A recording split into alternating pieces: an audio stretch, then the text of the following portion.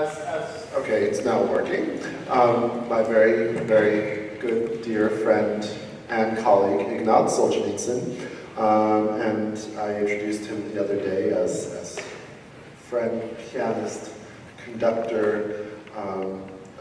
If I can share with them, a few weeks ago, we were late one night at Marlborough.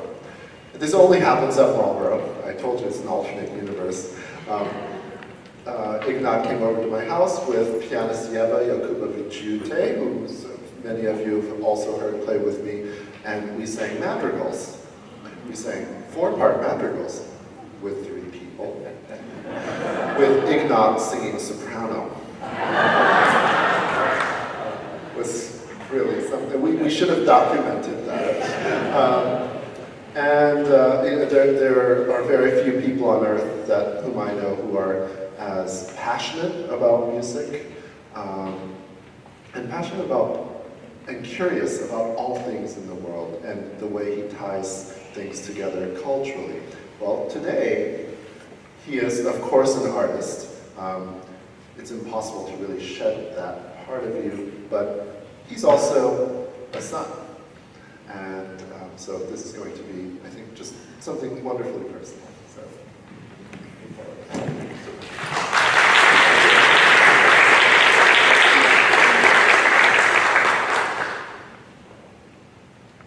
yes, it's Subin, thank you so much for that introduction, and it's leave it up to him to, as this wonderful festival grows into really an institution in the Lake Champlain area, in Burlington, and really just around the music world in general.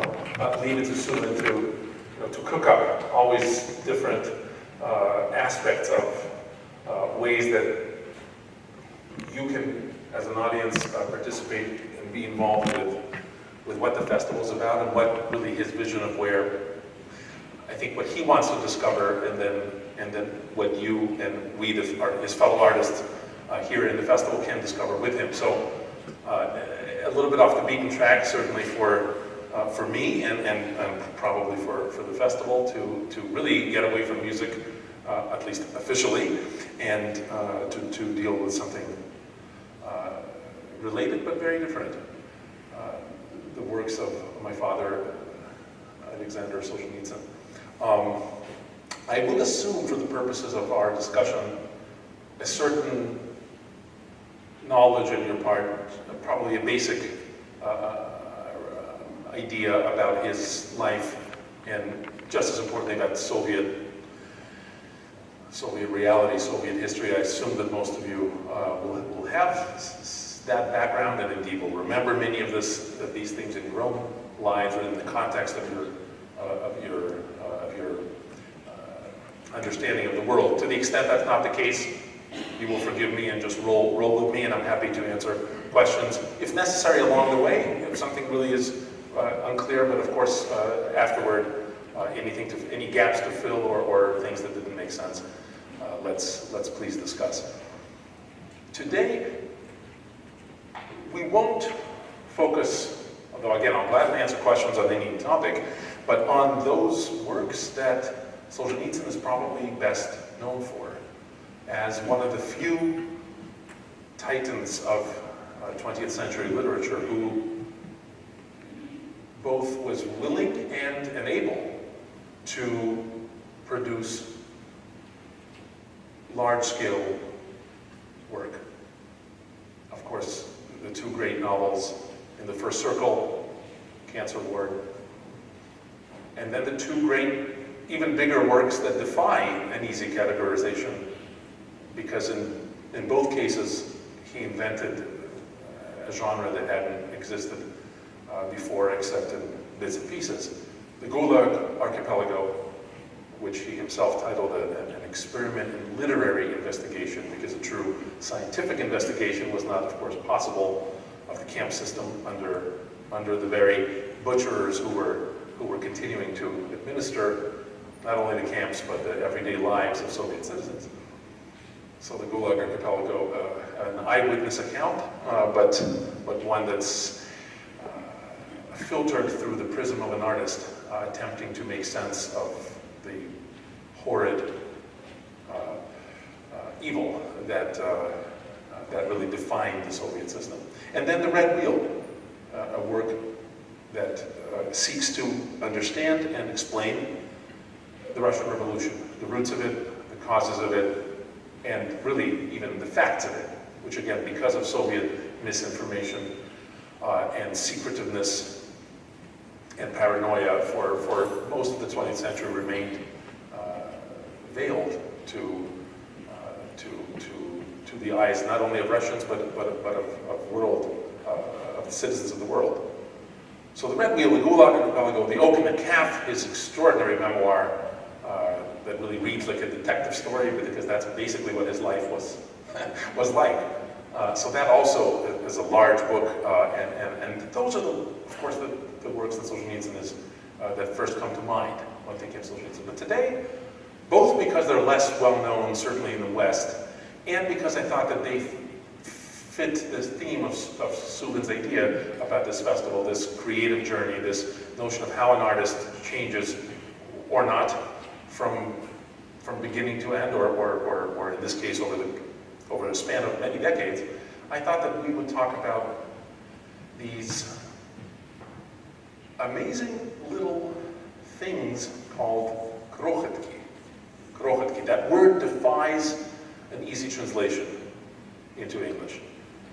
Little things, tiny things, little tiny things. That's very hard to say. So the best translation, and the one I'm going with, and the one accepted today, the closest, would be, therefore, miniatures. Miniatures, little things. Traditionally, some of you may know these works in their traditional translation, prose poems. Prose poems, the prose poems of Solzhenitsyn. Not only is the translation evidently quite inaccurate, but I don't think he was very happy with that term, not only because it wasn't his term, but because it didn't accurately reflect his own very modest idea of what these works are. They're not meant to be poetry in the sense that poetry is greater than fiction and inhabits an area that even prose can't touch. They're not meant to be poetry in the sense that everything is a symbol for something else. They certainly don't have rhyme, and they're not in verse, although the music in them is quite beautiful, perhaps even at times in the English translation in which I'll read some of them to you. So he did not have those pretensions of poetry, and plus not just poetry, but poetry in prose, so that's even more sophisticated, even more forward-looking. No, he just wrote these little things, these little miniatures for himself. This was the late 1950s. He had already been through just the 22nd version. He was born at the time of the revolution, lived through a very arduous and difficult childhood, with being raised just by his mother, everybody hungry, student years brainwashed by the communist apparatus in his school, in his, all around him, and became a true believer for a while. Then, of course, the war. He had just started university. He volunteered for the Red Army, or the Soviet Army, as it then became to be called. Was an artillery officer, was decorated 3 times for bravery, was arrested just before the taking of Berlin for correspondence with a friend from university, where they had discussed that Mr. Stalin is really not maybe the best leader for our country. This was stated very, very delicate and non-aggressive terms, meaning that Lenin was, of course, the shining light, but Stalin had somehow corrupted it. An idea that Solzhenitsyn explicitly rejected later, having come to understand how profoundly villainous and anti-human and simply what a mass murderer Lenin himself was. But that would be later.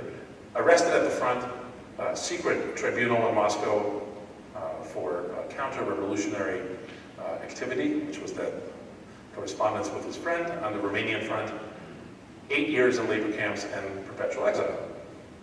Perpetual exile meant somewhere far, far away from civilization. As it turned out, in his case, it was the edge of the desert in Kazakhstan, where he would spend the rest of his life, checking in with his, what would you say, parole officer, let's say, more or less, with the officer on duty twice a week, getting his passport stamped that he was still there, and that was going to be the rest of his life. Cancer, that almost killed him in those same years, and that's another story, how he more or less miraculously survived, according to his own doctors, and certainly according to his own sense of it. And then the death of Stalin, which long hoped for, but it didn't come for a very long time. And when it did come, then the certain fresh air that came in with Khrushchev, and that allowed, that pardoned people who were blameless in the first place, but people like Solzhenitsyn, where a paper came down saying that the tribunal that convicted him was in error. And so the conviction is no longer valid. That's kind of the best imitation of an apology that the Soviets could muster. And so he found himself no longer dying of cancer, no longer imprisoned, no longer even needing to stay in 2,000, 3,000, 4,000 miles from anywhere he knew, and he was able to come back to Russia proper and to start a new life. And so he became a school teacher of math in high school, and that's how he earned his bread. And he was perfectly satisfied to be alive and to be back in Russia itself. And therefore his writing was for what was called stol, into the table. In other words, he would write and put it into the desk drawer, or more likely, depending on the nature of his writing, he would put it into a bottle and bury it, just like in all the old novels, except this was reality under the Soviet regime. So he had no illusions that he would ever be published, given what he was writing about, given the explicit revelations that were present in his writing. Now, again, leaving aside those other works, the miniatures were deeply personal, very intimate expressions, as you're about to hear. Reflections on moments in his life, on moments that all of us have, that have to do with a communion with nature, first of all, an attempt to reclaim a human connection, a personal connection with land, with the earth, with the nature around us, with our natural environment, the natural law, the natural order that the Soviet machine really made its primary purpose to eradicate. Remember, the primary purpose of the Soviet project was to change the nature of man. And so not Homo sapiens anymore, but Homo Sovieticus. That was the point. And so it wasn't enough to enslave the body, it was the soul that had to be enslaved and ideally changed beyond recognition. So these miniatures are written just, I think, to stay sane in that environment. They were not intended at the time for publication, and then to fast forward, they got away from him when that thaw came under Khrushchev, and when, in fact, his other very famous work that I haven't mentioned, of course, the One Day in the Life of Ivan Denisovich, when Khrushchev was silly enough from the communist perspective to allow it to be published. Then, of course, for a moment, everything changed. And Solzhenitsyn's works went into, and then immediately he said, okay, no more publishing because this was a bad idea. But the cat was out of the bag. And Solzhenitsyn's works began to circulate in samizdat. Sam is not self-publishing. It was a network. It was a way for people to read things that, you know, banned books and banned anything. And readers and just people who wanted to think freely and to read freely would borrow manuscripts or typescripts and would retype them, would borrow them, say, here's, you can read this Dostoevsky novel, Brothers Karamazov, you have one night. You have to give it back tomorrow. Of course, Dostoevsky was banned. So you would stay up all night and read Brothers Karamazov and imagine, I mean, how much even more impact that could have. You read it that quickly and then return it. Or if you couldn't read it that fast or you wanted your own copy, you would type your own copy. Or you would write out your own copy by longhand. And thousands of people did this because we don't live by bread alone. And that was living proof. And so Solzhenitsyn's Miniatures were among those works that he did not intend to, but you know, he gave it to a couple of people, and then all of a sudden they're circulating all over.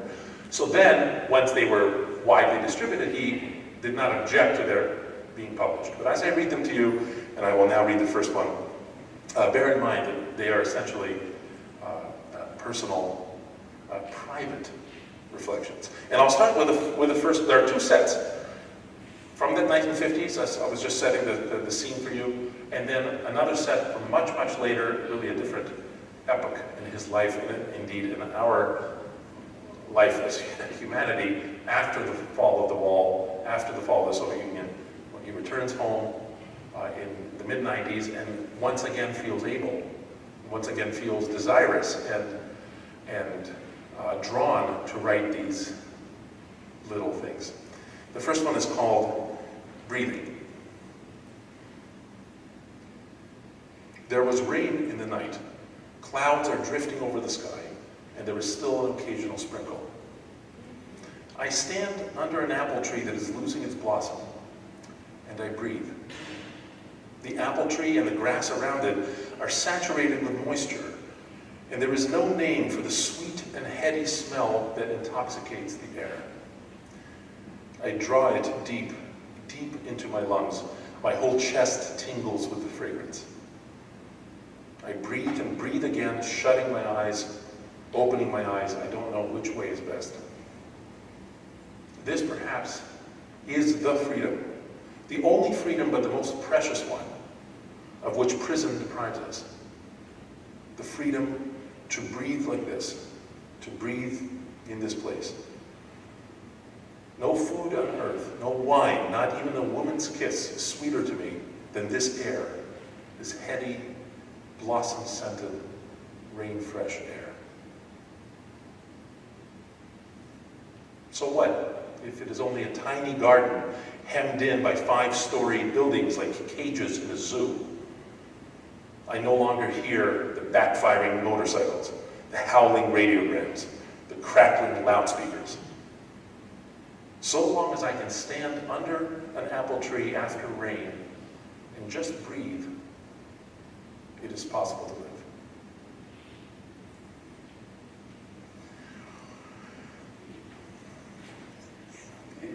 You see, it's not an apple tree in an orchard, in a beautiful Vermont orchard somewhere. It's in the middle of the city. It's in the middle of a polluted, over-industrialized Soviet city, in this case, Ryazan, where he was living, in the middle of an apartment building. So it's a little yard surrounded by apartment blocks all around. So it's a little yard where there's maybe a little swing for the kids, the children who live in that building, and so there's a couple of trees. And so it's hardly an idyllic Beethoven's trip to the countryside in Symphony No. 6. He's in the middle of it all, and yet he's able to appreciate and sense that connection, that reclamation of the natural order. Here's another one that from that early set that is also a panegyric to nature, from a bicycle trip that he took to the south, where he was from originally, the south of Russia, the Caucasian Mountains, the great Caucasian range that separates Europe and Asia. And again, this is a description of a moment. A storm in the mountains. It caught us on a pitch black night on the mountainside. We crawled out of our tents and were speechless. It was coming towards us from over the ridge.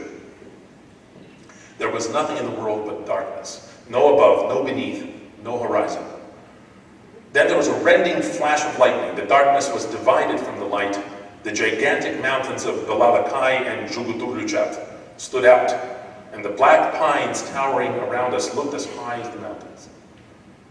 Just for a moment, we half believed that land already existed. Then once more, all was darkness and the abyss. The flashes were coming closer. Darkness alternated with blinding light, a white glow, a pink glow, a mauve glow, and time again, the mountains and the pine trees appeared just where they were before, awed us with their majestic size. Yet when they vanished again, it was impossible to believe that they existed. The voice of the thunder filled the ravines, and the ceaseless roar of rivers could no longer be heard. Like the arrows of the Lord of hosts, the lightning flashes fell from on high upon the ridge and split into wriggles and dribbles of light and smashed into the face of the cliffs as though slaying some living thing. And we forgot our fear of the lightning, the thunder, and the downpour, for a drop in the ocean does not fear the hurricane. We became insignificant and grateful particles of that world. A world created today from nothing, right before our eyes.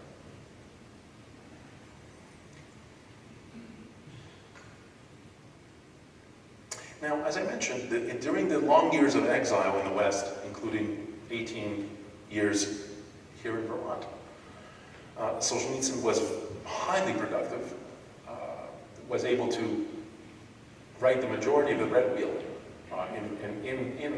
in the West, and of course numerous other works, both essays and speeches and belletristic works of fiction. But there were some kinds of writing he could not do. He would not do outside of Russia, outside of that connection with physical connection with his homeland. And one of those was miniatures. He assumed he was done with them. He had no desire to write them again. And yet, after his return, a feeling came to him, I want to write some more. And so he wrote some more. And I will now read you one from this late set of miniatures. This is almost 40 years later. So those of you who were here for my Brahms discussion and recital the other day, we had 42 years between early and late piano works, earliest and latest of Brahms. Here it's not as extreme, but it's 37, 38 years. It's another life. So see what you think about this very, very short, even for a miniature, Rooster Song. With the depopulation, abandonment, and extinction of our villages, we have forgotten, and younger generations have never even heard, the many-voiced rooster roll call of midday. In sunny summertime, from one yard to the next, across the street and farther, beyond the village outskirts, how marvelous is this chorus of triumphant life. Little else can bestow such tranquility upon the soul. Not drowned out by any noisy bustle, this vivid, vibrant, succulent, stalwart cry conveys to us that throughout these parts there reigns a blessed peace, an untroubled calm. That's how today has unfolded so far, and why shouldn't it continue? Carry on, everyone, your benign pursuits. Right here, somewhere, he saunters about proudly, all white and orange, with his sumptuous, knightly scarlet comb. Comports himself glumlessly. If only we could. If only could. Rooster Song. So this, you see that this connection and a desire for a simple relationship with the world around us, not necessarily those extraordinary mountains in the Caucasus, you know, the Grand Canyon, whatever other great wonders of the world, but just that apple tree, just that rooster song, to just be able to stand and hear it. By the way, especially for a musician, one notices in Solzhenitsyn's work a great frustration and anger at the, I think we call it now, noise pollution, that was such a stark and horrible feature of the minor of Soviet life, of the shall we say, the minor sins that the Soviets committed. This was really probably high in that list, because nowhere could one go where one's ears weren't assaulted and polluted with not only modern and urban and let's just say generically 20th century noise, but of course with the raving, fanatical exhortations of the Soviet propaganda machine. So radio was on everywhere all the time, from 5 in the morning till 12:30 at night, and it wasn't VPR. Okay, it wasn't music. It was spewing the party line anywhere you would look. You know, maybe at home you don't have to listen. No, you do, because you live in a communal apartment with 12 other families sharing one bathroom and one kitchen, total strangers, and everywhere the speakers are blaring through the Orthodox party line. And so there's nowhere to hide. You go in the street, you go in the market, the loudspeakers are there. And then the motorcycles and everything else that's, I mean, we can relate to, you know, those things more just generically as a feature of modern life, but just not the ability to have silence, ability to hear oneself think. And I think my father valued that a great deal. And to be able to be quiet and as John Cage teaches us in music, we hear amazing things when we listen to silence. Not only Cage, but Mozart taught us that, and it's a big deal in music, to listen to silence, to listen to how notes end, and what happens after they end. And the ability to hear a rooster, or a chorus of roosters. Another theme in the miniatures, of course, as you've already sensed probably, is again the idea of loss, and how much has been lost by the author, by our whole country, by our people, and beyond that, of course, really by people on Earth in general. I'd like to compare the next two miniatures. I'd like to take one from each set. First, from the early set, you have to find it. This one is called Along the Oka. Oka, for you geography experts, is, I think, the 9th longest river in Europe. It's a very long river. Of course, all the long rivers in Europe are in Russia, except the Danube. And the Oka is a major one. So, along the Oka, where is it? Thank you for bearing with me. Here it is. The context is one particular church, but of course it's a broader indictment of the Soviets' militant assault on the soul, metaphorically speaking, and on churches physically speaking. Just parenthetically, in my hometown of Moscow, Moscow was famous for 40, so 40 times 40 churches. If you've been to Adelaide in Australia, Adelaide is a city of churches. Not 1,600, but it has very many for a small city. Moscow had 1,600 at the time of the revolution. And at the time that Gorbachev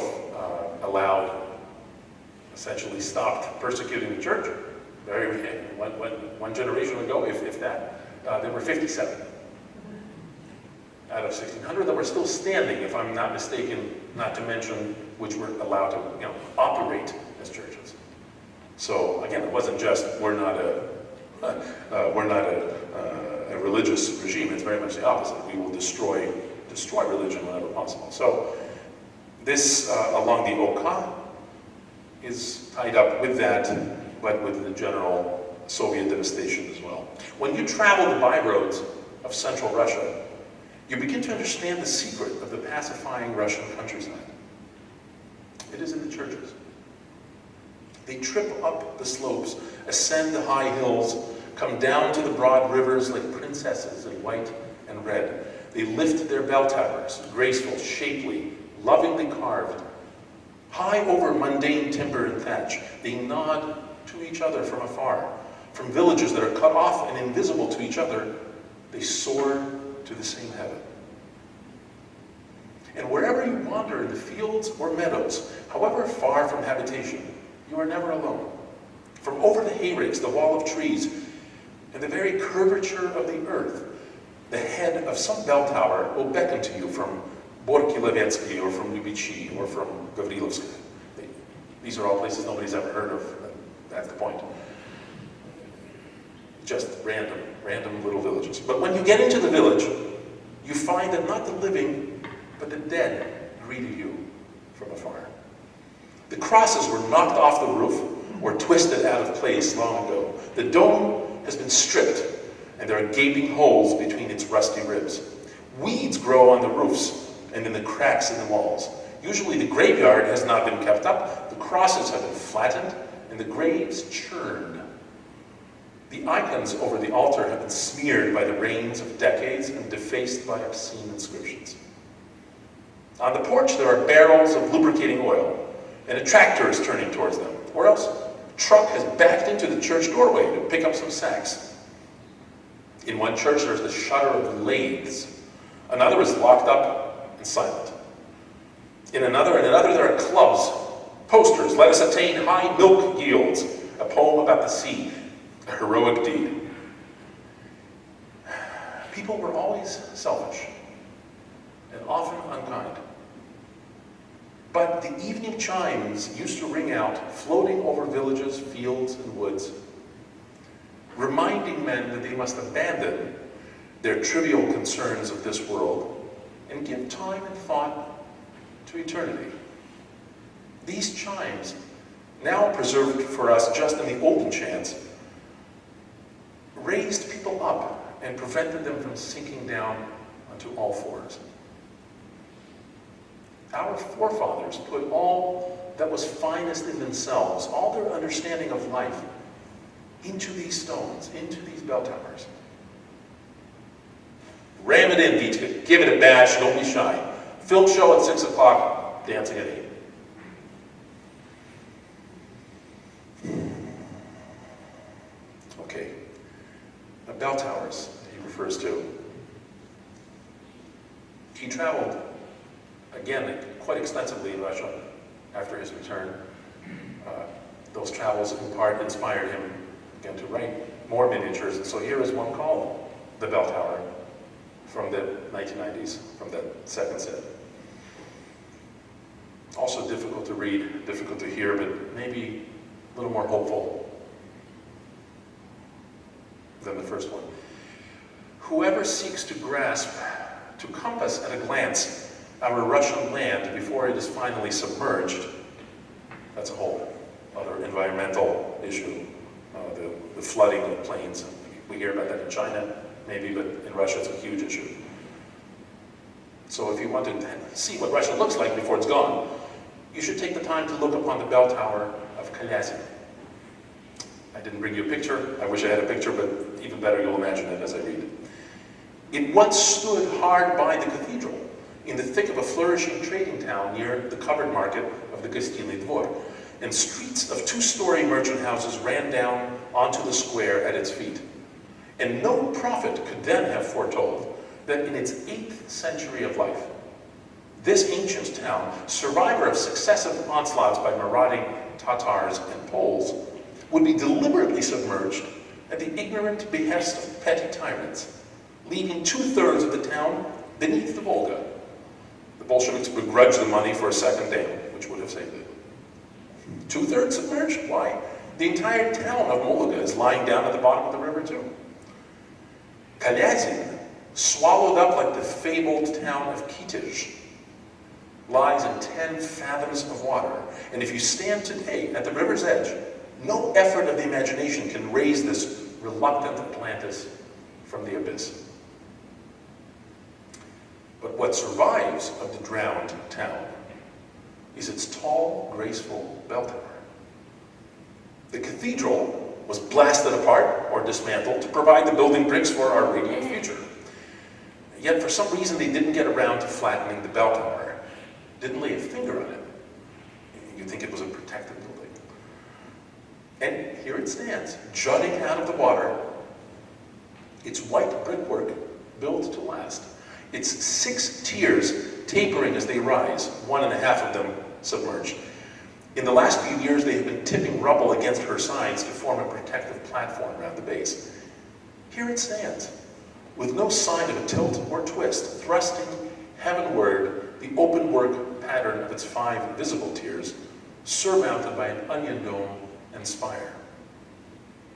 And on the spire, what miracle is this? The cross survives intact. Bulky Volga steamers forge by, yet when you view it from afar, they reach barely halfway up the first of the bell tower's exposed tiers. And their wake sends the waves slapping against its white walls, while from the decks, Soviet passengers gape at the tower just as they have these 50 years. You roam the surviving little streets, dismal, mutilated, and still showing here and there the buckled hovels of those first hastily resettled flood victims.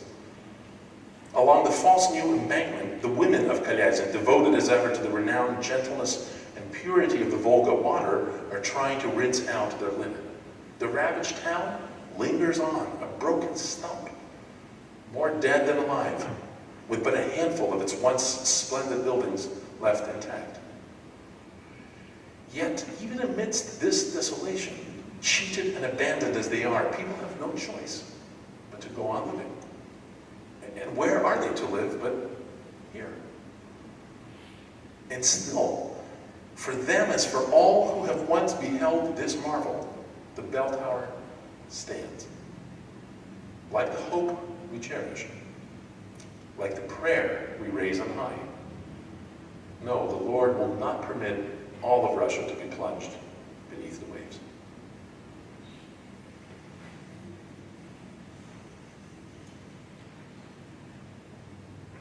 So it's hard to say if there is more different or more similar in the comparison of these two, really almost two different men. The young Solzhenitsyn writing only for himself in the early miniatures, and then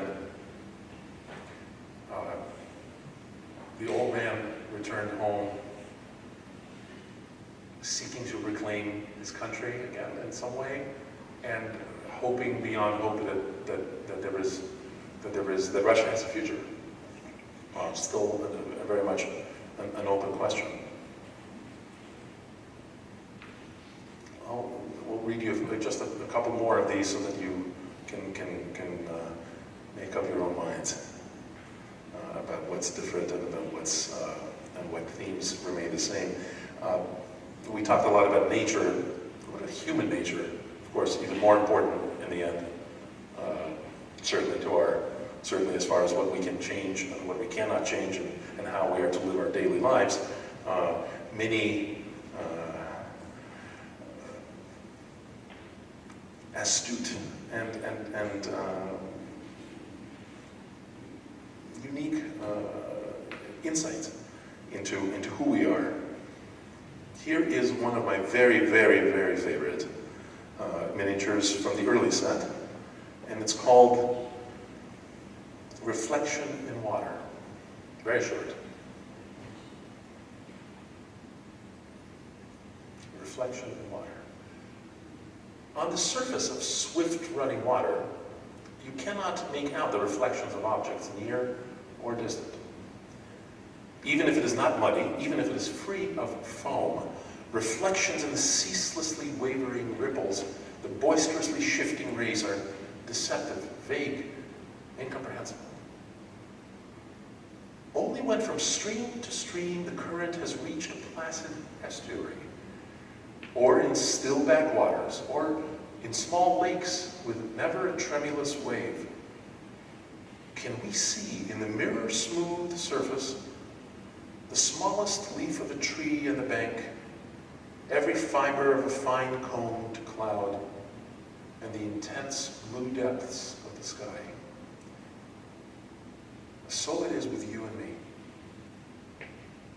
If, try as we may, we never have been and never shall be able to see, to reflect the truth in all its eternal, fresh-minted clarity, is it not simply because we are still in motion, still with it? So it's not really about water, that one. Though nature is never far away. Here's another one along the same lines. Sharik. Sharik is Spot.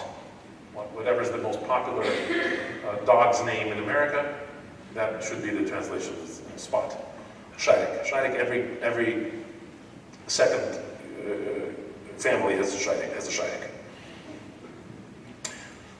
So it's every man, every dog, okay? Every dog. A boy in our yard keeps a little dog called Sharik on a chain. They tied him up when he was just a puppy.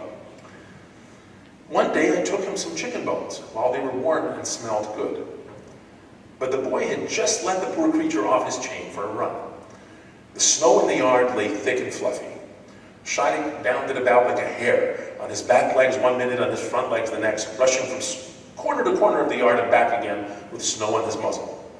He ran to me, the shaggy creature, and jumped all over me, sniffed the bones, and off he went again, up to his belly in snow. I don't want your bones, I seem to say. Just give me my freedom.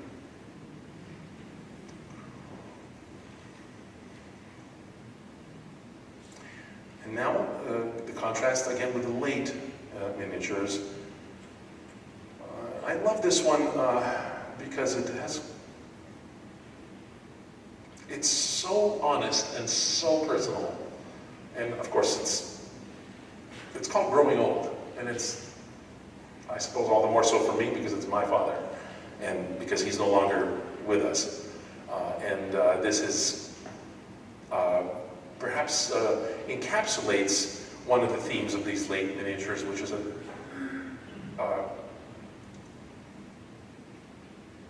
very open and humble attempt, at least I perceive it so, to face what's coming for every one of us.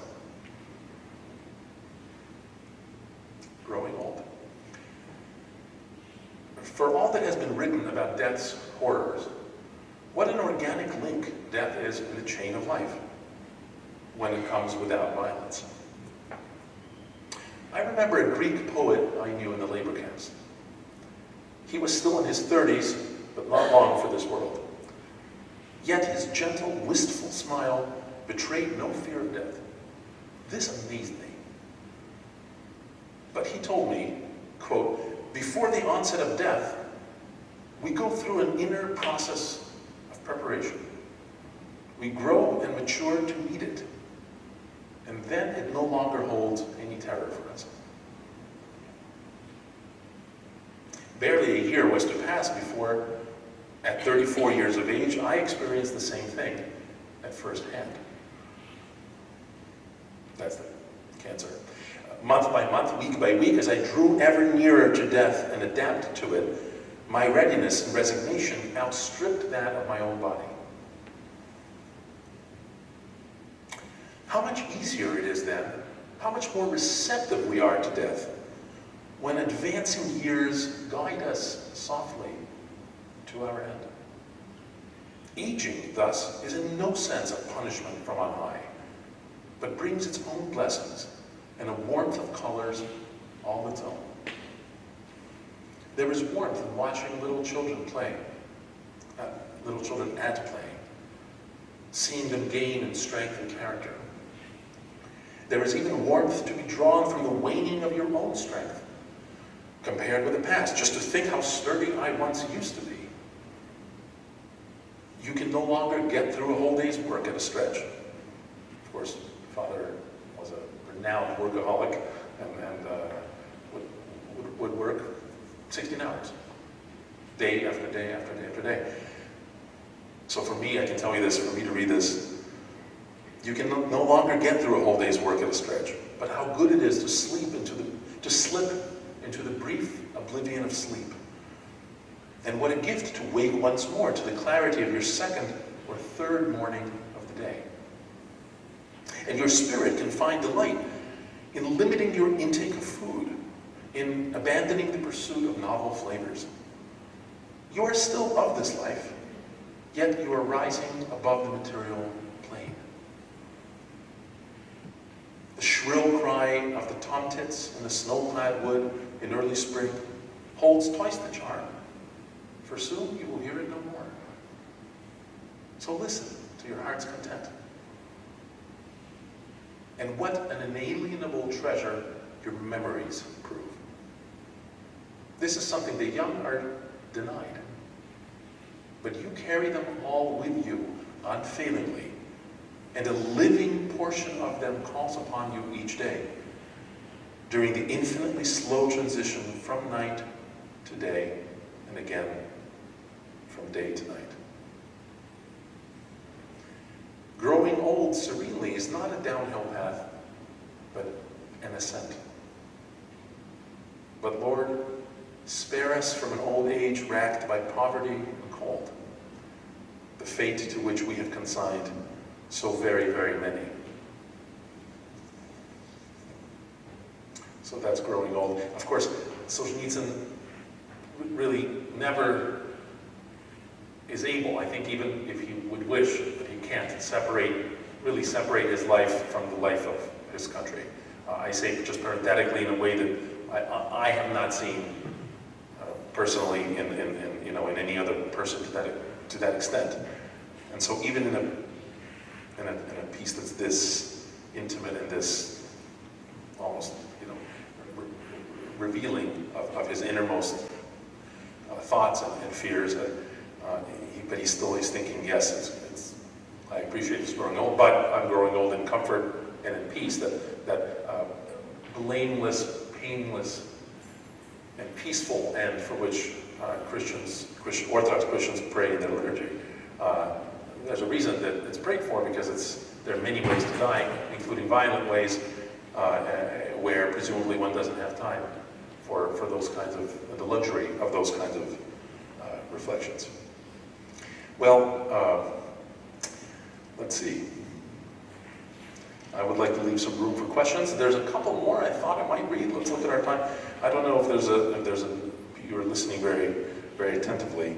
I will read you just two more, and let's leave it at that.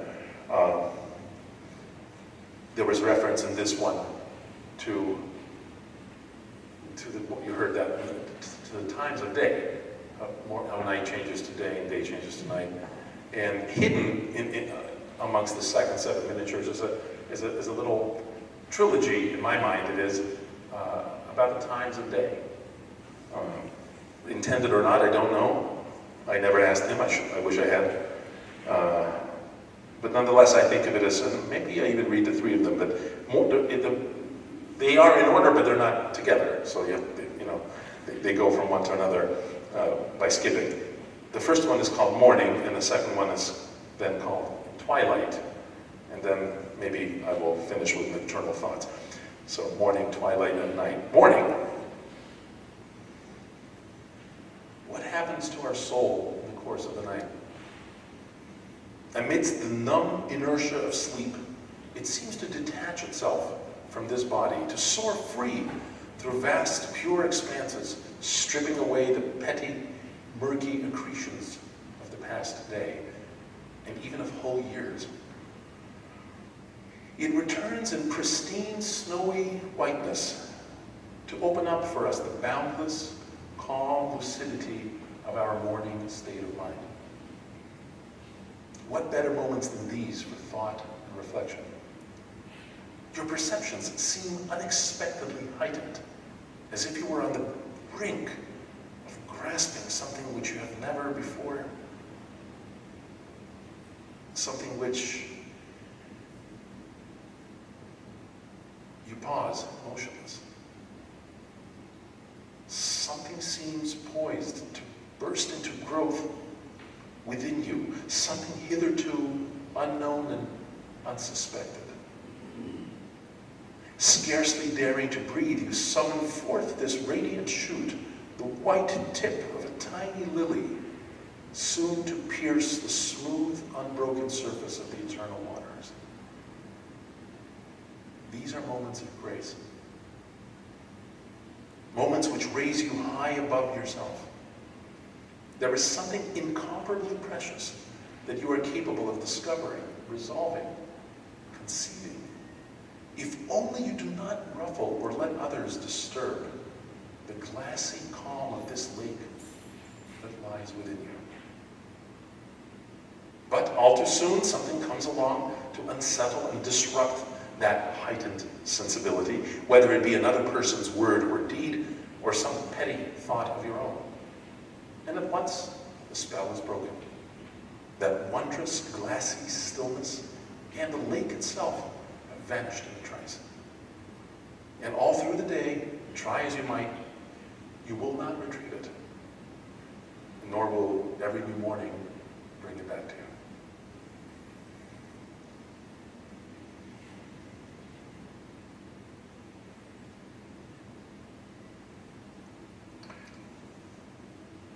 In Twilight, well, they're one incredible jewel after another. I guess we all might still have our favorites. This, again, is one of my very, very most ones I love so much in Twilight. Incredibly evocative, as you will hear. In Twilight, I well remember the very widespread custom back in the South of twilighting. Carried over from before the Revolution, it might have also been fortified by the meager, perilous years of the Civil War. Yet this practice had come about much earlier. Was it born of the months-long warmness of the southern dusk? Many became accustomed never to rush lighting their lamps. Yet, having completed their chores or tended to the livestock before nightfall, they were in no hurry to get to bed. Instead, they emerged outside to sit on dirt ledges or benches, or just lounge inside with the windows wide open, no light to draw in bugs. One after another, they would sit softly down, as if lost in thought, and long remained silent. If someone did speak, it was quietly, delicately, unobtrusively. Somehow, in those exchanges, no one got fired up to argue, or to reproach spitefully, or to quarrel. Faces could barely be made out, then not at all. And lo, one began to discern in them and their voices something unfamiliar, something one failed to observe through the prior course of years. A feeling would take hold of everyone, of something impalpable and unseen that descended gently from the dimming after sunset sky, dissolved in the air, streamed in through the windows. That profound seriousness of life, its unfragmented meaning that goes ignored in the bustle of day. Our brush with the enigma that we let flit away.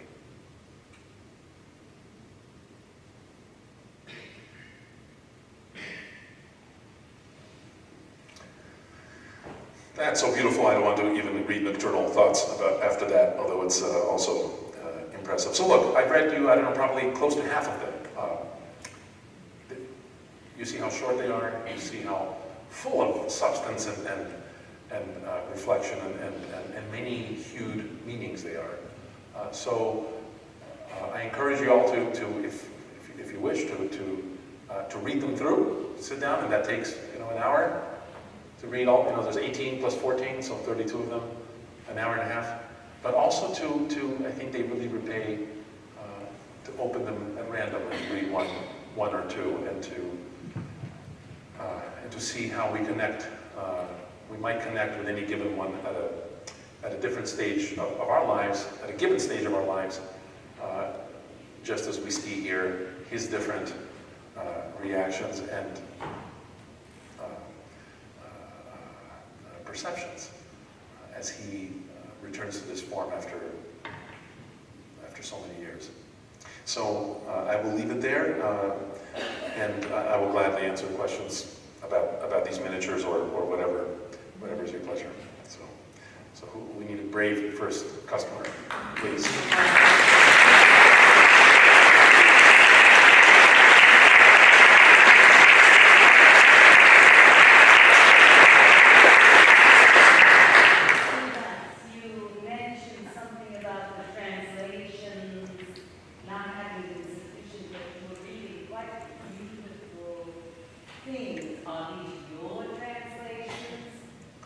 Some of them are mine.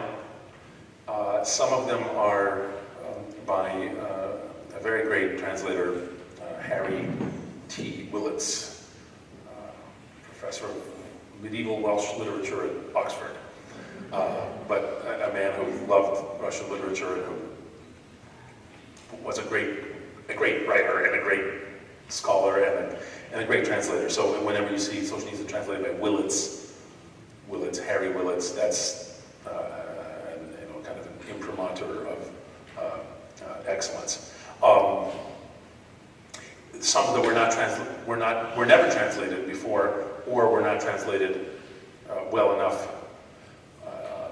I translated myself, and they've been published now in one set. So some of the ones I read, like this, for example, this Twilighting, or In Twilight, is indeed my own translation.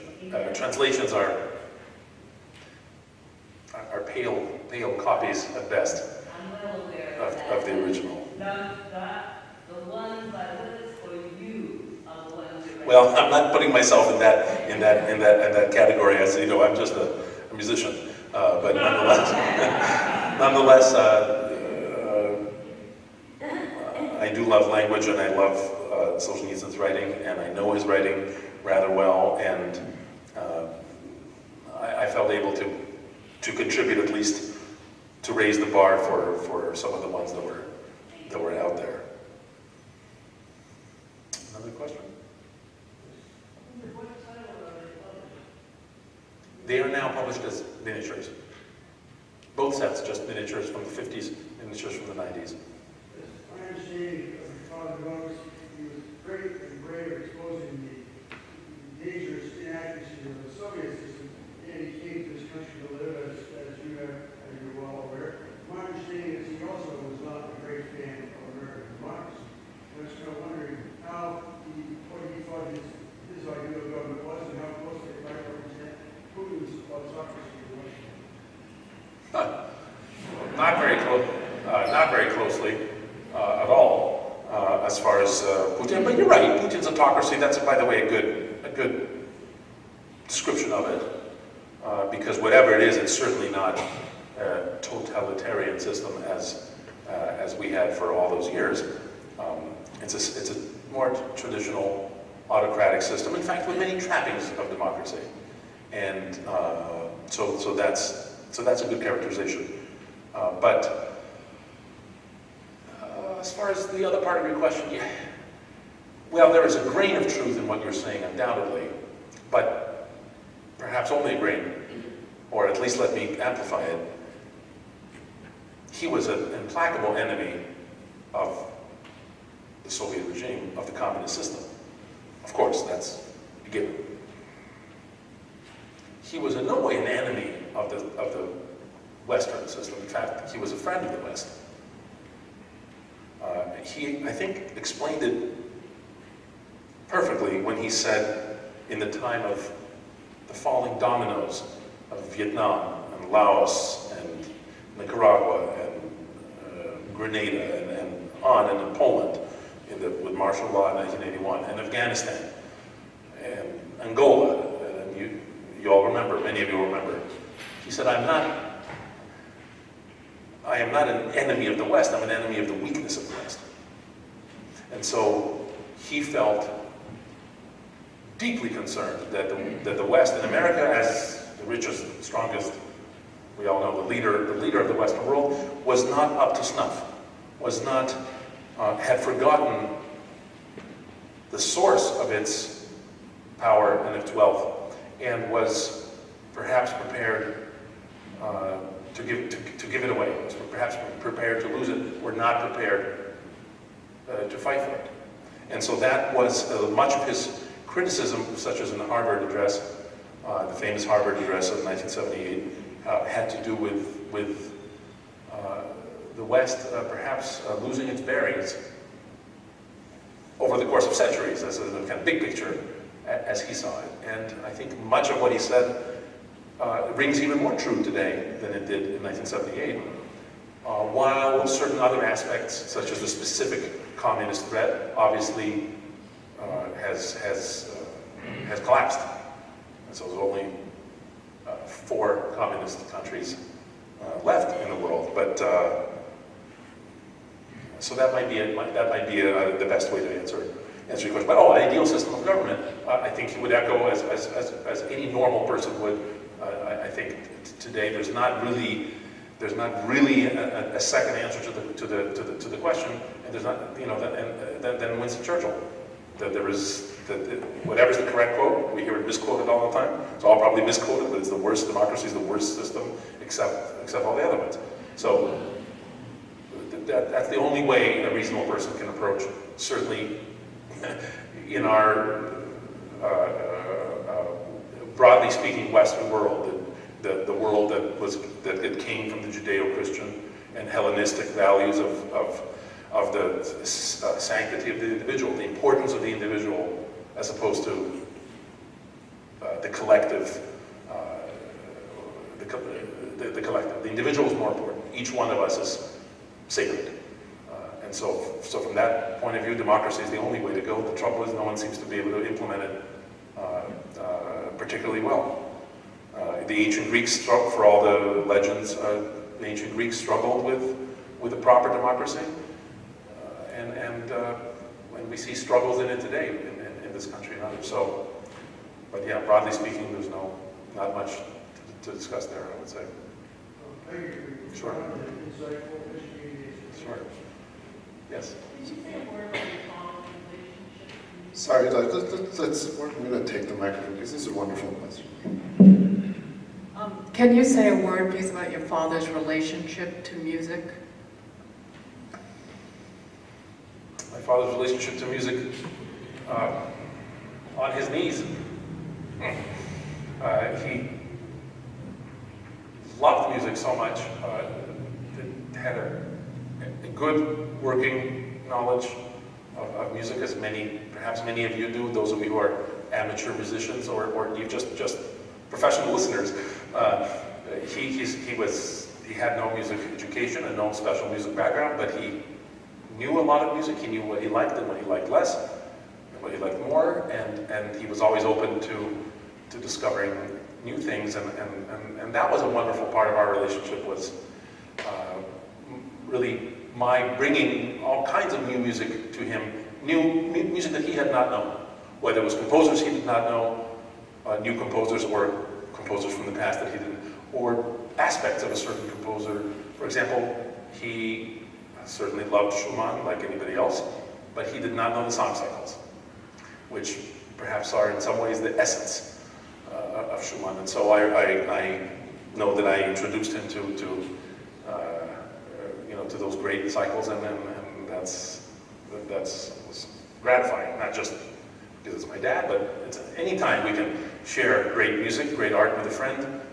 You have to read this book I'm reading, right? And then if they do and then they enjoy it, it's a wonderful way to interact. So I guess that's the. I have an anecdote that you may enjoy. I'm not sure, where is this? Right here. Oh, okay. I didn't have to look straight far. A friend of mine was sent to the Gulag as part of an intellectual family in Poland. And I asked him what it was like. And he said, "Have you read The Life of Ivan Denisovich?" And I said, "Of course." He said, "That's what it was like." He said, "That says it all." That says it all. It's an extraordinary little book, One Day in the Life of Ivan Denisovich. It's just a short story, really, but an attempt to show what one day in the life, one ordinary day in the life of a completely ordinary Zek or prisoner, a slave of this system was like. And so to have, even in another country, in another member of our socialist brotherhood in Poland, to feel that way, I'm sure would have been deeply gratifying. Mr. Kim. Thank you. I hijacked the microphone. If you don't mind, I might put you on the spot a little bit. A little story you shared with me because of the question, your father and music. Telling us the story about how you started piano, though.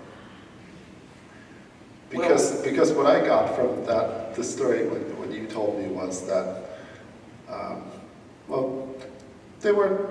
your parents didn't particularly run to give you piano lessons. No, they had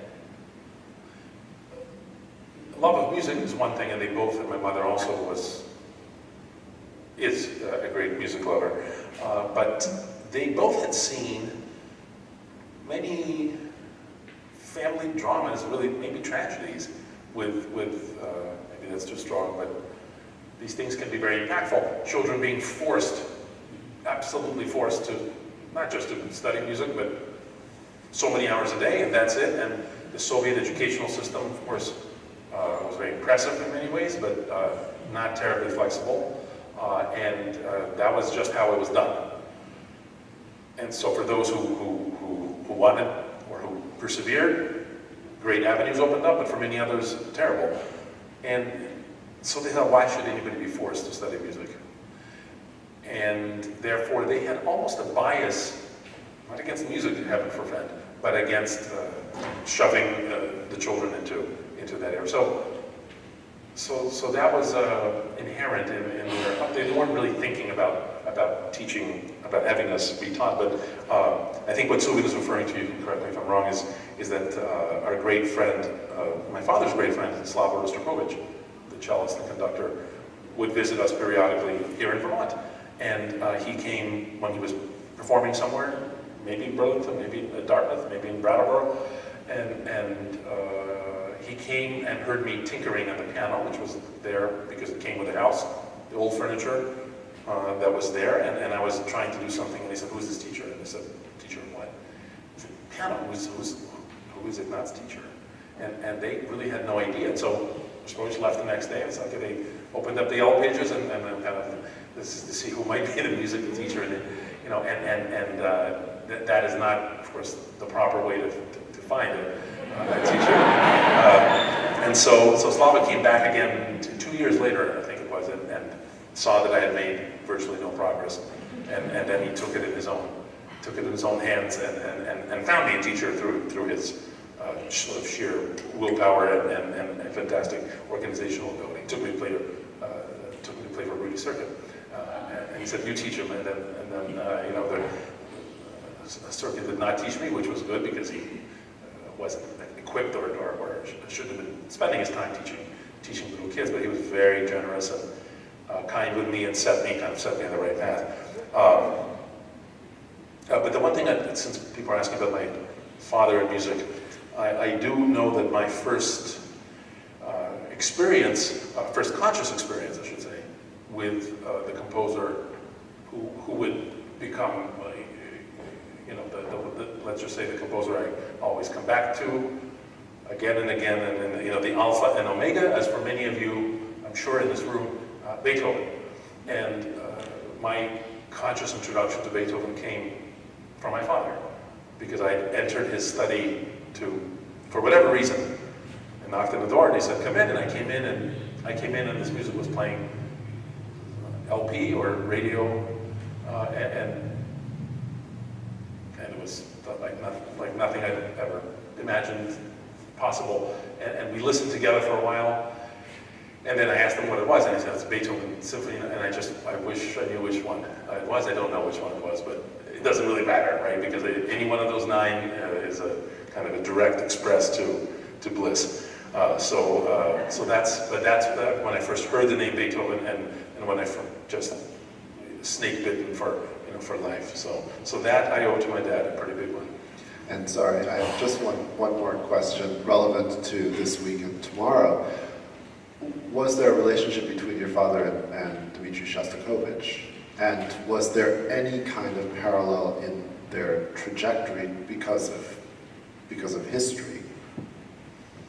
Well, their relationship was they just simply did not know each other well.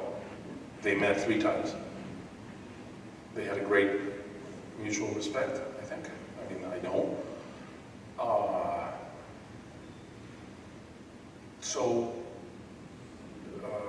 So I don't know that I would say they had a relationship, that they had enough to, but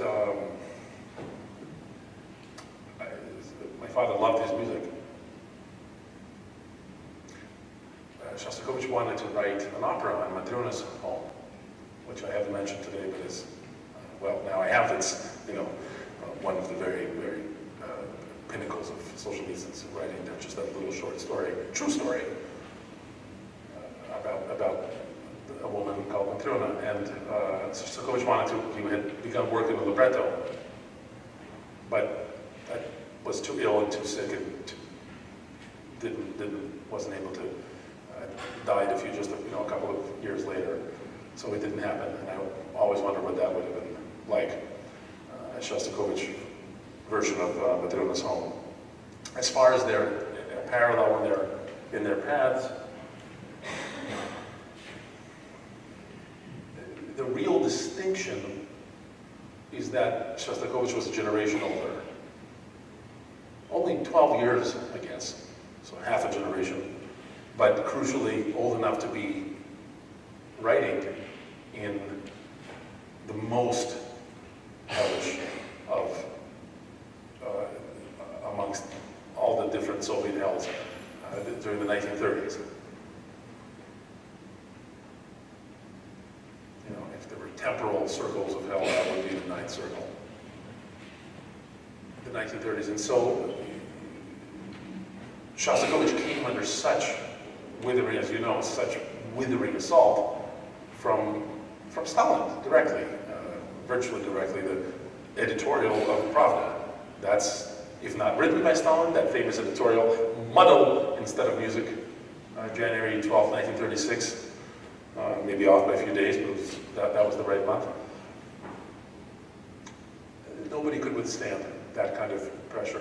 Shostakovich thought appropriately he would be either executed or arrested any day and sent to the Gulag. And then even to the extent that he was able to recover from that, and nobody knows why he wasn't. And that's the topic for another day, but a lot of other poets and composers and writers were eradicated, expurgated from society. But it happened again in 1948 with the assault of formalism in music, which is just too painful to recount here, but suffice it to say that Shostakovich, together with Miskovsky and with Prokofiev and with Khachaturian and anybody of any worth in Soviet Russian music was trampled upon and almost literally spat upon and mocked and made to grovel and recant their pernicious ways for writing the wrong kind of music. I don't think he ever recovered. I don't think he ever recovered from the fear, the humiliation, and the also a kind of a self-loathing, perhaps, that is inevitable. A measure of it is inevitable when we succumb. Inevitably succumb, perhaps, but think of Winston Smith in 1984, and that's an example that only seems extreme if you don't know what the Soviet Union was like. The most disturbing thing about 1984 is that it's not a fantasy. It's journalism. I mean, it's a report of what Soviet Russia is like, with very, very few details changed. Yeah, some poetic license. The idea of thought crime, the idea of doublespeak, that's just a millimeter removed of what the Soviet reality was like, and what Shostakovich's life was like. Doublespeak, that was his life, unfortunately. Which is also why, he signed letters to support the Greek patriots, the freedom fighters, the communist guerrillas in Greece that almost toppled the democratic regime in Greece, and so on and so forth. And he signed a couple of letters condemning Solzhenitsyn. When the time came, my dad never held it against him, because he knew. He knew, I think, what he was going through. A couple others, and then we finish, please. Something in the writing that you read today that put Tolstoy, and I was wondering if it was that an influence on the quality of Very well. Who isn't? But yes, very strong, very strong.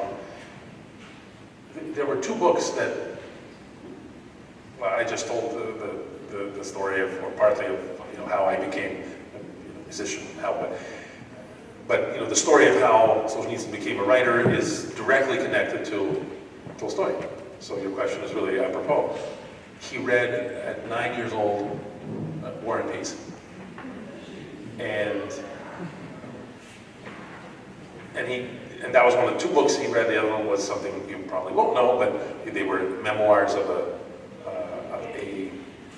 politician in the final Duma, in the final parliament before the revolution, a man called Sharik, that was riveting for its honest and exciting and bleak portrayal of how the whole thing tumbled and allowed the Bolsheviks to hijack the revolution and to turn it into the bloody meat grinder that it became overnight. So reading Shurgin and reading Tolstoy, so Shurgin really from the point of view of historical, telling the truth about history, and Tolstoy from the point of view of also, of course, historical depiction, but really the masterful belletristic qualities that we all worship in Tolstoy were instrumental. Even though the philosophies, if you will, of life were quite different, and they are not aligned in some way, except in the broadest sense of that great tradition of Russian literature, the so-called realist tradition, the idea that the author, the writer is indebted to society and obligated by virtue of his talent, by virtue of his gift, by virtue of his opportunity, not to waste his talent on abstract imaginings, such as any artist is perhaps privy to, but is obligated to focus on telling the truth about today, telling the truth about his country, telling the truth about his government, telling the truth about himself, and thereby fostering a better understanding of ourselves and a better path to the future. So in that sense, Solzhenitsyn is always, I think, seen as an heir to not only Tolstoy, of course, but to Chekhov, and indeed to Dostoevsky, with whom they are very much more similar, I think, than Tolstoy. but with Tolstoy as writers, they are as masters of language, as stylists. They were, yeah, intellectually led, yes. Very true. Anybody else dying to ask one? Okay, yes?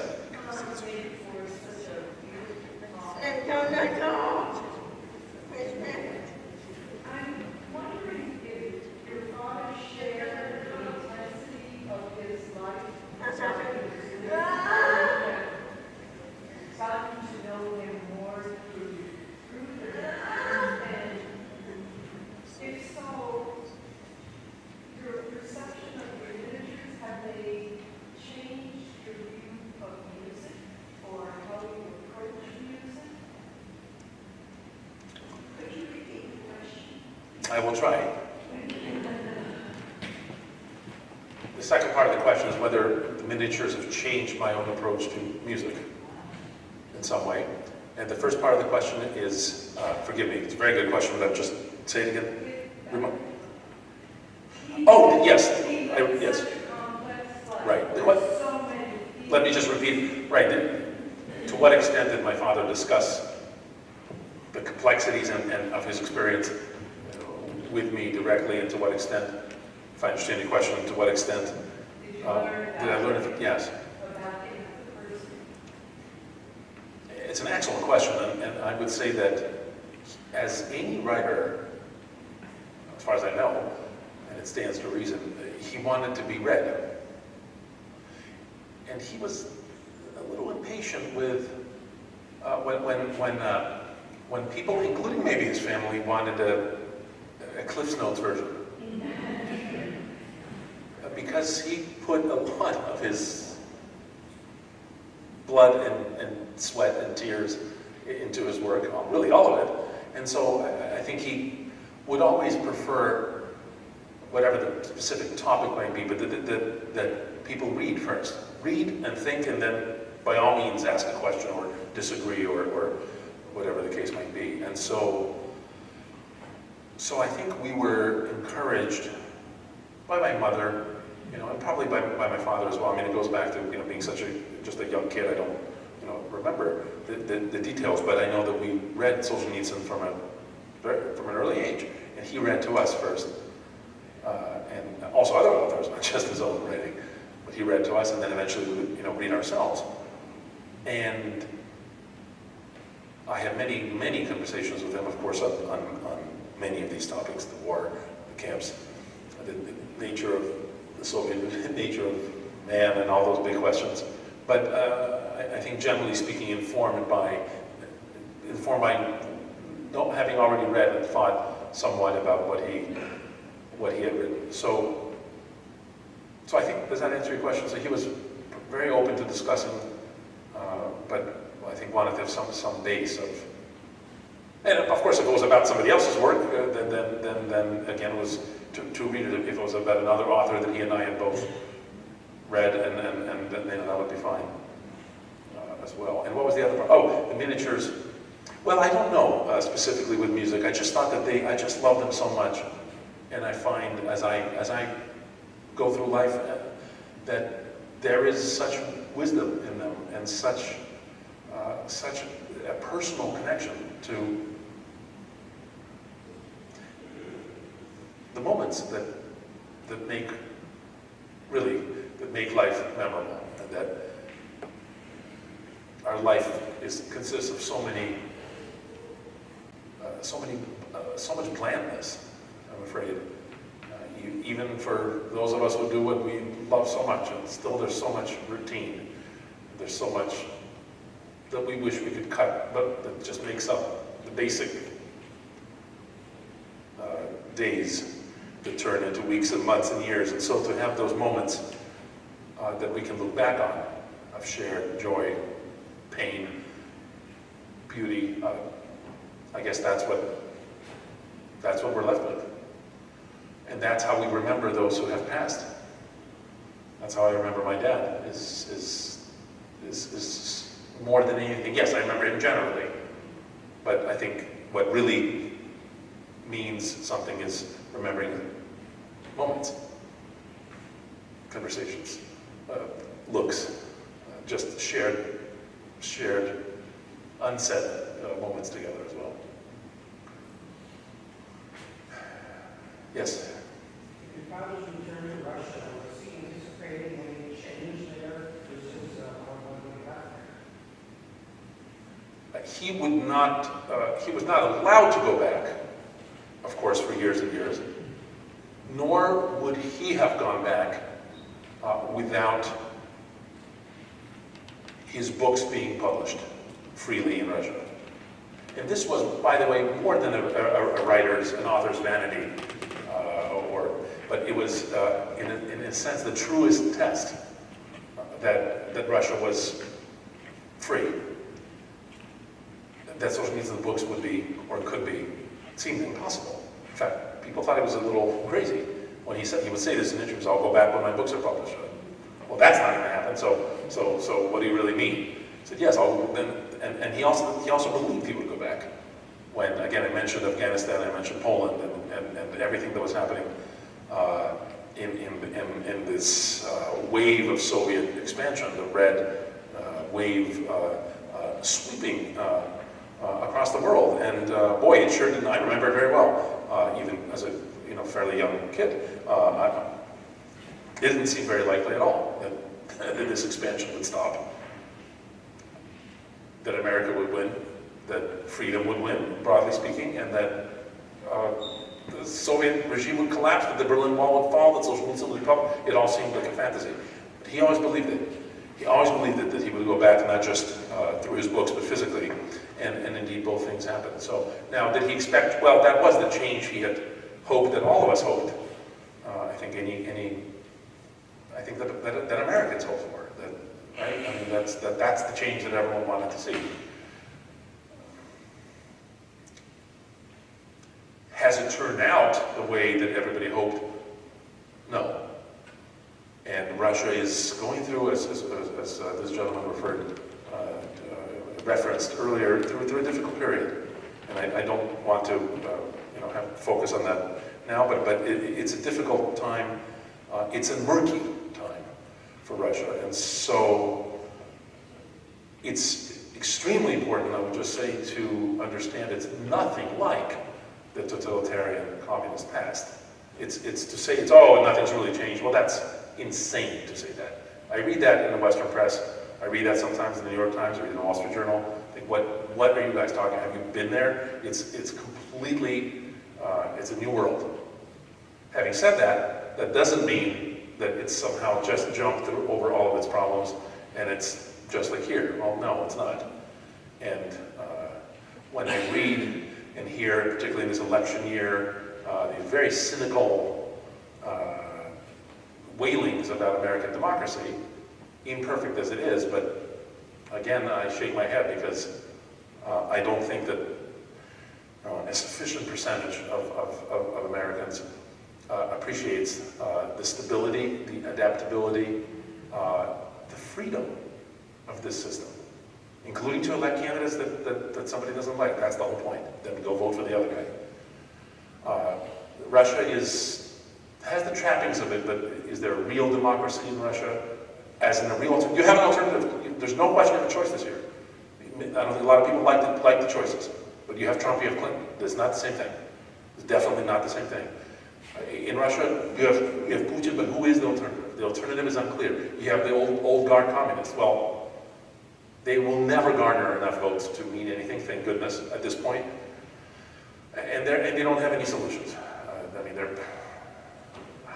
they should be banned as a party. I mean, it's like a Nazi party. Germany is banned for a very good reason. So they're not an alternative. The liberal, which is really conservative, the free market alternative parties are so.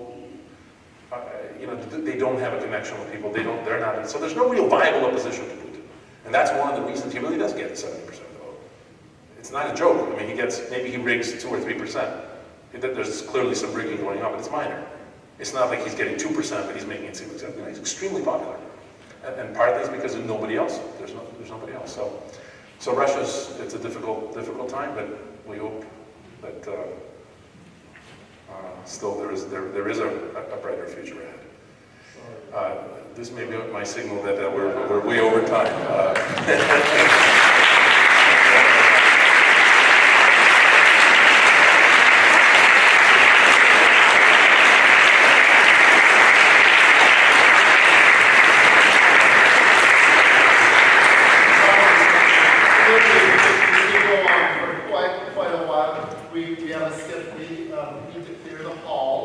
as quickly as possible because we have to tune the piano.